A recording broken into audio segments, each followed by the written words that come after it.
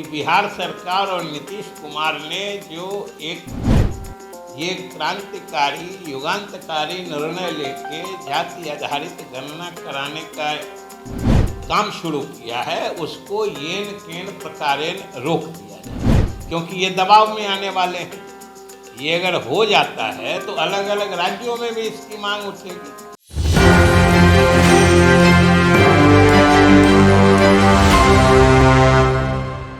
जा रहे जाति आधारित गणना के मामले में अब केंद्र सरकार और भाजपा दोनों पूरी तरह बेनकाब हो चुके हैं। सबको मालूम है कि इस मामले को पहले लोकहित याचिकाओं के माध्यम से पटना उच्च न्यायालय से उच्चतम न्यायालय तक घसीटने की और पेच फंसाने की कोशिश की गई, लेकिन बिहार सरकार की मुस्तैदी के कारण जब लोकहित याचिकाओं के माध्यम से वो इसे रोकने में सफल नहीं हो पा रहे थे, तो सबसे आश्चर्यजनक और दुख की बात है कि कल केंद्र सरकार स्वयं उच्चतम न्यायालय में इस मामले में कूद पड़ी। उनके सॉलिसिटर जनरल ने कल अचानक से उपस्थित होकर, इतने दिन से मामला चल रहा है, कहीं उनके कान पे जू नहीं रेंग रही थी, लेकिन कल अचानक से भारत सरकार के सॉलिसिटर जनरल ने उच्चतम न्यायालय में उपस्थित होकर कहा कि हमारी भी इसमें सुनी जाए। और बिहार वासियों को आश्चर्य ही नहीं, हास्यास्पद भी लगेगा कि सॉलिसिटर जनरल ने न्यायालय को कहा कि न हम इस मामले के पक्ष में हैं न विपक्ष में, न हमको पक्ष में कहना है न विपक्ष में कहना है, हमको कुछ बात कहनी है। अब सिर्फ इस बात का मतलब कोई समझ सकता है कि जब न पक्ष में कहना है न विपक्ष में कहना है तो परेशान क्यों है। और मामले की सुनवाई चल रही है, अंतिम चरण में सुनवाई है। जितने याचिकाकर्ता हैं सब लोग सिर्फ न्यायालय से एक सूत्री मांग कर रहे हैं कि इसको रोक दिया जाए।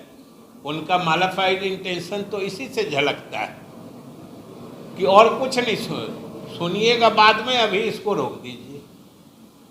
और जब उच्चतम न्यायालय ने ये कहा है, लगातार कहा है सुनवाई के दौरान कि भाई हम पूरा मामला सुनने को तैयार हैं, लेकिन बिना सारी बात समझे हम बीच में ही इस प्रक्रिया को नहीं रोक सकते हैं, स्पष्ट कहा है। तब ये सारी साजिशें जब केंद्र सरकार और भाजपा ने देखा कि विफल हो रहा है, तो अंतिम अस्त्र के रूप में कल केंद्र सरकार स्वयं इस मामले में उच्चतम न्यायालय में कूद पड़ी है। सोच के देखिए कि आज तक उनको इस मुद्दे से कोई मतलब नहीं था, लेकिन जब बातें अब सार्वजनिक हो रही हैं तो अब उनको उनकी परेशानी बढ़ रही है।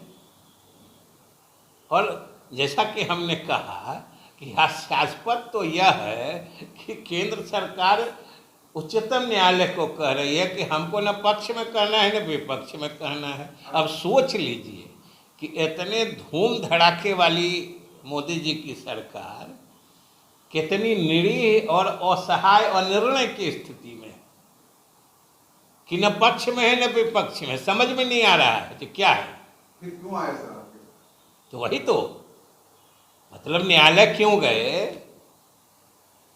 अब एक सप्ताह का समय मिला है, तो हम तो सिर्फ बिहार के जनता को दिखाना चाह रहे हैं कि ये लोग किस तरीके से धीरे धीरे बेनकाब हो रहे हैं, और उनकी असली मंशा और कुछ नहीं है कि बिहार सरकार और नीतीश कुमार ने जो एक ये क्रांतिकारी युगांतकारी निर्णय लेके जाति आधारित गणना कराने का काम शुरू किया है, उसको येन केन प्रकारेण रोक दिया जाए, क्योंकि ये दबाव में आने वाले हैं। ये अगर हो जाता है तो अलग अलग राज्यों में भी इसकी मांग उठेगी। फिर ये अभी जनगणना कराने वाले हैं, उसमें भी पूरे देश से ये मांग उठेगी कि भाई जाति आधारित जनगणना कराई जाए।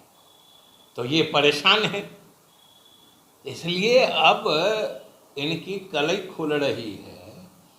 लेकिन हम लोग आभारी हैं उच्चतम न्यायालय के, और हमें पूरा भरोसा है कि जिस तरीके से अभी तक इनकी साजिशें सफल नहीं हुई है, भविष्य में भी इनकी कोई साजिश सफल नहीं होगी। और उच्चतम न्यायालय के भी इजाज़त से जाति आधारित गणना का काम बिहार सरकार पूरा करेगी, जो देश में एक मिसाल कायम करेगा। और फिर से जिस तरह से कई मामलों में नीतीश कुमार के नेतृत्व में बिहार सरकार ने पूरे देश को रोशनी दिखाई है, ये मामला उसी तरीके से एक राष्ट्रीय स्तर पर नज़ीर बनने वाला है। सर एक